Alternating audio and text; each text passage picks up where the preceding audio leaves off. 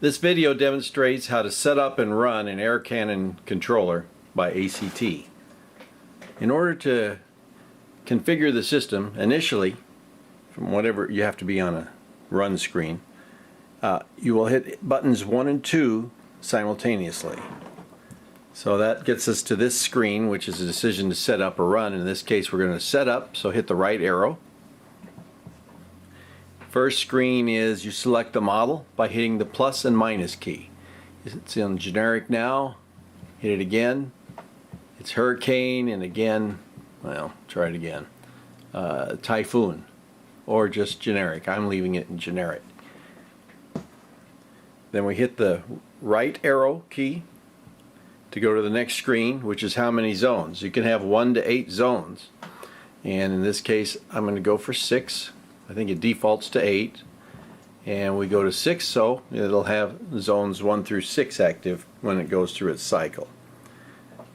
Go to the next screen, and this is remote enable. The choices here, you hit the plus and minus key to get the different choices. This one says no remote enable, so we hit plus and minus. It says reset to zone 1 and continue to next. Let's explain those. Now, no remote input means you won't be using a remote input, and so long as the system is powered up and in auto mode, it'll go through the sequence. Reset to zone 1 means when the remote input is closed, it'll reset to zone 1. So if it went to zone 1, 2, 3, 4 and got a reset, it'd go back to 1. 1, 2, 3, 4, reset. Okay, the next one, continue to next, means if it's on 1, 2, 3, 4 and gets a reset, it'll go to number 5. We'll go to the next, and so on and so forth.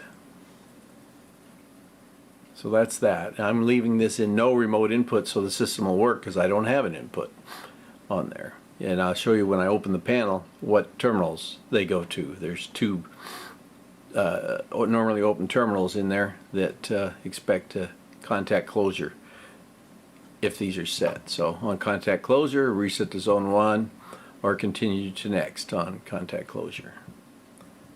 That way it won't run. That's the purpose of this one. Let's say the conveyors are running, or whatever is turning this on and off. They stop. You just pulsed zone 3, but the conveyors stopped. We don't want to continue on. But when the conveyors start again, we want to go to the next one, which in this case would be zone 4. Because if you kept resetting to 1, you'd never pulse maybe the higher zones. If you had 8 solenoids and your conveyors didn't run for very long. So once again, I'm going to go back to no. So it's just like putting a jumper on those terminals when I say no remote input. But we don't have to put a jumper. We go to the next screen, which is total cycle time. I default it to 1 minute. That way you can test the system without waiting all day. But it's hours, hours, minutes, minutes, seconds, seconds. So this is hours. So if you want to recycle the system once an hour, you hit 0, 1 there. Or I'll hit 0 and you hit 1. There, you can't hit left and right arrow key. You actually have to hit the values. So 0, 0. Okay, so this now, and I still have to hit 0, 0. Then you hit the enter key and it'll accept that. We have it set for 1 hour, right? 0, 1. Hit enter. Okay, so every hour it's going to start the sequence based on the conveyors running. Okay, so if they're not, let's say they run continuously 8 hours a day, then every hour it's going to cycle through. So whatever time you put there. And I'm going to put it back because it won't help us later if I can. So once you've entered the value, you have to go off the screen. So I'm going to go back because we've already been here once, right? Then I'm going to go forward. So I would hit the left arrow and then the right arrow. So we're back here again. I'm going to hit 0, 0, 0, 1. So we'll have a 1 minute. And I hit enter. 1 minute cycle time. So every minute it'll go back through the cycle time again, so long as the remote input is on. In our case, we jumpered it out. Covered total cycle time. Go next. Step time. This is the time between steps. In other words, if we're in the sequence, it started, in this case we have every minute it's going to start. The step between solenoids. So it'll pulse solenoid 1 first.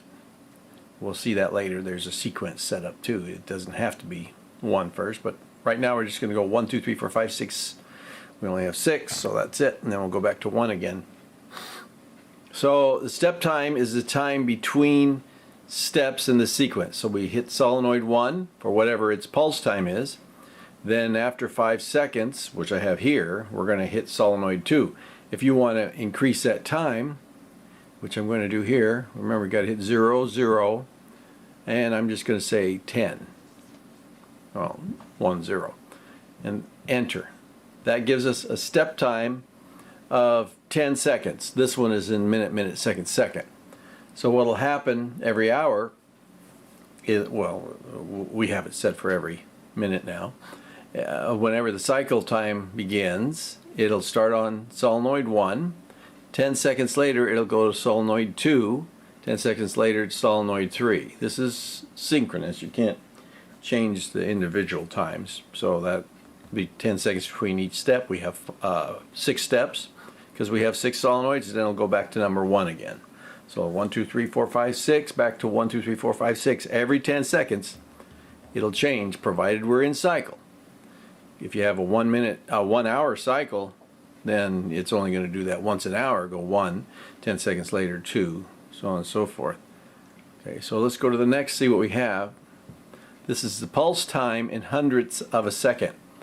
Right now it's set up, that's actually would be 4 seconds. 400 hundredths is 4 seconds. That's just for my testing, because if it's too fast I can't see what's going on electronically. If you have it actually connected, you'll hear that error in a very short pulse. I think we've been doing like 99, which is 1 second. I don't know why we haven't done 1 second, but so I'm going to hit 0 here and set this to 99. It doesn't really make sense. I don't know why I do that. It's just easier. I'm going to change that to 1 second so it's more understandable. So there again, I can't change it. Sometimes you can change it. I can't. So I'm going to go back to the previous screen. I have to hit enter because it's looking for data there. Go forward, the right key. I'm back to here, and I'm going to change the pulse time to 100. You may want it 0.25. I don't know. It depends on your system. So, well, 0.25 would be 25 in this case. So 100 is 1 second. Going to go to the next, and actually, might have messed that up. Let me show it again. Go back to 12. I hit 1 and 2, and I'm going to go to the setup. So we'll run back through again. There's the generic. How many zones? We're set for 6. I have to hit enter if you see a flashing cursor to get to the next screen. This is remote enable. We have no remote. It's just like putting a jumper on it. Total cycle time, we're doing 1 minute right now. You see the flashing 0, so I know I have to hit enter to go to the next screen.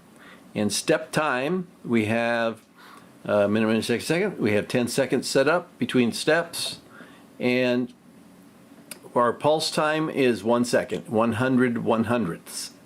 So that means it'll hold the solenoid on for a second. I may not have been clear on that before.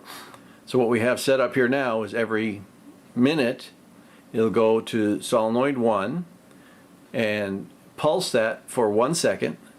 Then after 10 seconds, we have 10 seconds between pulses. That's going to be a long time. It'll go to solenoid 2 and pulse that for 1 second. 10 seconds later, go to solenoid 3 for 1 second. Solenoid 4, solenoid 5, solenoid 6. Okay, so 10 seconds between steps and 1 second to pulse it. Like I say, you may want that shorter because I know it's so it may be put 25 in here. Okay, I'm going to hit enter so I can go to the next screen. The next screen gives me a choice of run or setup. So in this case, I'm going to go to run.